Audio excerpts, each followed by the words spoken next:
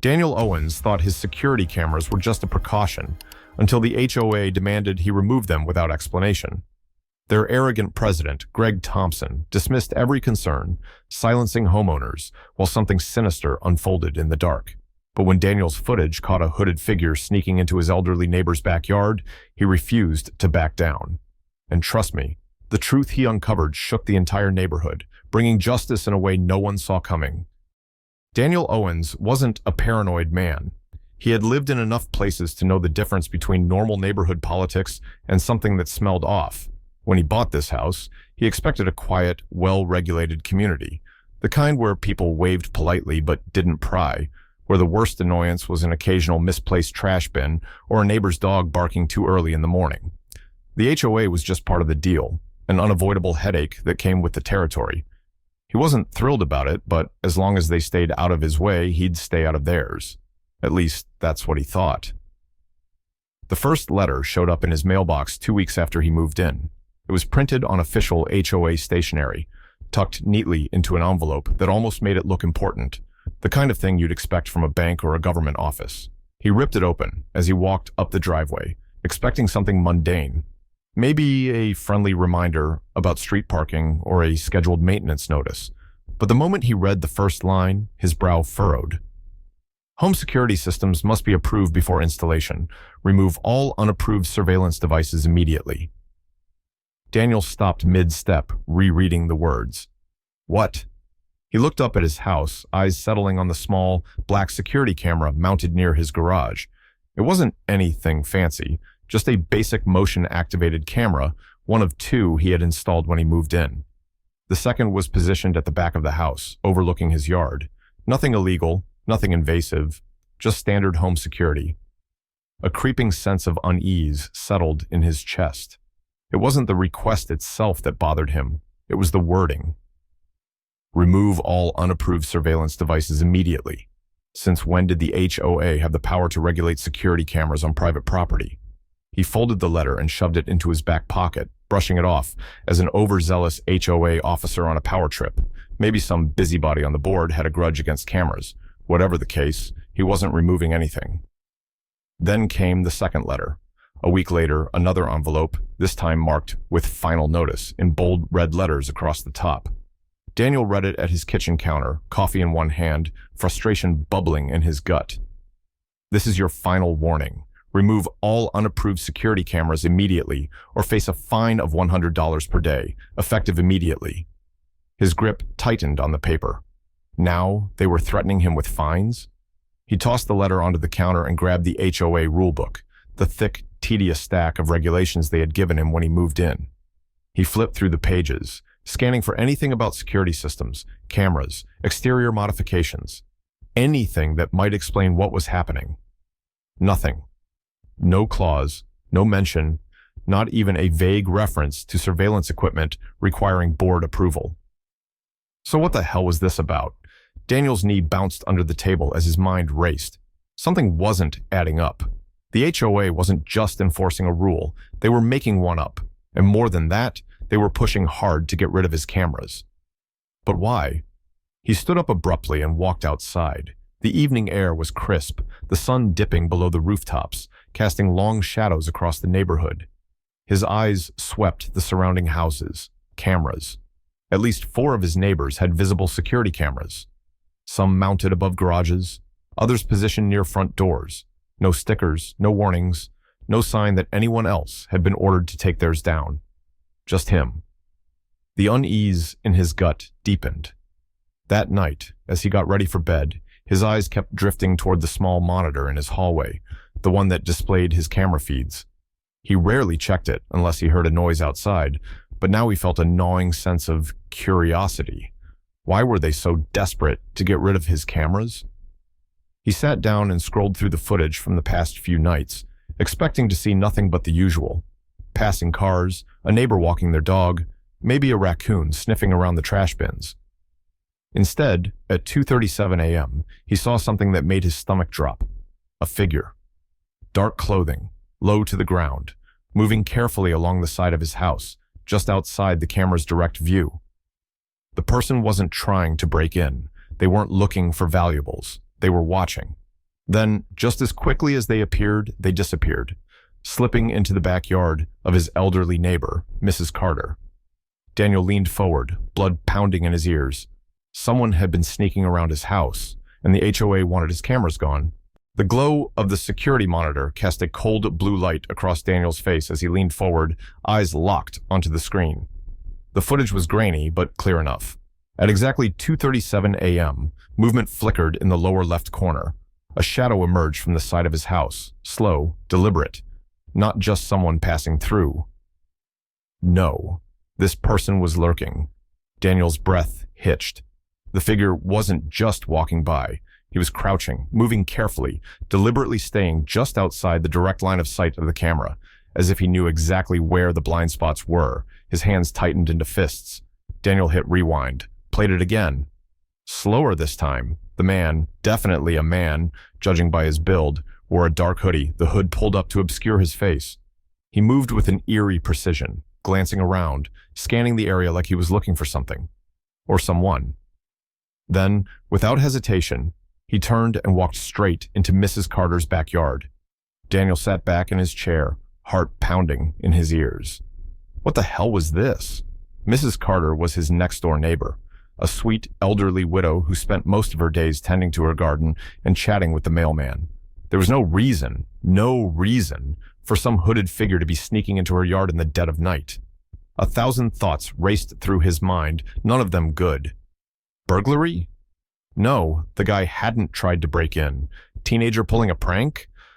Unlikely. His movements were too calculated. Something worse? Daniel swallowed hard and clicked over to the footage from the night before. Same time, same shadow, same routine. The man had been coming back every night. A cold chill ran down his spine. This wasn't random. This wasn't a coincidence. This was a pattern. His fingers hovered over the keyboard, hesitating. He could check the footage from earlier nights, go back further, see just how long this had been happening. But he already knew what he'd find. The real question was, why the hell was the HOA so desperate to get rid of his cameras? The thought twisted in his gut like a knife. He needed answers. The next morning, Daniel stood in front of Mrs. Carter's door, knocking lightly. A few seconds later, the door creaked open just enough for the elderly woman to peek out. She looked surprised to see him, but not in an unpleasant way. "Well, good morning, Daniel," she said, smiling gently. "What brings you here?" Daniel hesitated. He didn't want to scare her, but she needed to know. "Mrs. Carter, I know this might sound strange, but have you noticed anything unusual lately? Any noises at night?" Her smile faded. She pressed her lips together, fingers tightening around the edge of the door. "Now that you mention it," she murmured, "I have heard things. Footsteps mostly, right outside my bedroom window. But every time I get up to check, there's nothing there." Daniel felt his jaw clench. He exhaled sharply, trying to keep his voice calm. "Mrs. Carter, I have security cameras set up, and I caught something." She blinked. "Oh?" Daniel pulled out his phone and tapped on the saved footage. He held it out to her. For a long moment, she just stared. Then her face paled. "Oh my God," she whispered, voice trembling. "That's—" Her breath hitched. "That's right behind my bedroom window." A wave of fury rolled through Daniel's chest. Someone had been creeping around an old woman's home in the middle of the night, and now it wasn't just his problem anymore. It was hers too. He had to find out who was behind this. The HOA meeting was held in the same dull, beige-walled community center it always was. Normally, it was the kind of place where people half listened, while board members droned on about fence colors and acceptable mailbox designs. But tonight, the room was tense. Daniel stepped inside, laptop under his arm, heart pounding in his chest. He had spent the entire day replaying the footage in his mind over and over, until the grainy figure in the hoodie was burned into his brain. Every time he thought about Mrs. Carter's pale, frightened face, when she realized someone had been creeping behind her bedroom window, his anger burned hotter. He wasn't just here for himself, he was here for her. The long wooden table at the front of the room was already occupied by the usual HOA members, old-timers who had lived here for decades, a few younger couples who mostly kept to themselves, and of course, Greg Thompson. Greg, the self-important HOA president, sat in the center like he was holding court, his fingers steepled, his expression unreadable. As soon as Daniel took a seat near the front, Greg leaned forward, lips pressing into a thin, smug line. "Ah, Mr. Owens," he said, voice dripping with fake politeness. "I was just about to address your ongoing non-compliance." Daniel didn't bother playing along. He reached into his bag, pulled out his laptop, and slammed it onto the table, the sound echoing through the quiet room. "Oh, we're going to address something all right," Daniel said. He flipped open the laptop and hit play. The room fell silent. On the screen, the grainy black and white footage began rolling. 2:37 a.m. A hooded figure appeared from the side of Daniel's house, crouched low, moving like he knew exactly where the camera's blind spots were. The tension in the room thickened. Someone sucked in a sharp breath. A woman near the back covered her mouth. The video continued. The figure didn't try to break in, didn't steal anything, just scanned the area like he was looking for something. Then, after a moment of eerie stillness, he slipped into Mrs. Carter's backyard. Daniel let the footage loop once more before he paused it and looked up. His voice was calm, but every word was razor sharp. "Now, Greg," he said, "explain to me why the hell the HOA is so desperate to get rid of my cameras when they're the only reason we know this is happening." Greg's posture stiffened. A muscle twitched in his jaw, but he didn't look at the laptop screen. He didn't react to the footage at all. Instead, he exhaled through his nose and clasped his hands together. "This isn't a matter for the HOA." Daniel's patience snapped. He slammed his fist onto the table so hard that the laptop jumped. A few people flinched. "Like hell it isn't," he snapped. "You knew about this, didn't you?" Silence. Greg's face darkened. His fingers curled against the tabletop. "I assure you, Mr. Owens," he said, voice tight, controlled, "you are making very serious accusations." A voice from the back of the room cut through the tension. "I saw him too." Everyone turned. It was Mr. Reynolds, a middle-aged man who lived a few houses down. He hesitated, then cleared his throat. "I don't have cameras, but a few weeks ago, I saw someone sneaking around my backyard. Thought I was imagining things. But after watching that video," his Adam's apple bobbed. "I'm not so sure anymore." Another voice joined in. "My garage was broken into last month," a woman said, her voice shaking slightly. "I told the HOA about it, and you know what they said? That I was overreacting and should keep my doors locked better." Murmurs spread through the room. People were whispering now, turning to each other, trading nervous glances. It wasn't just Daniel.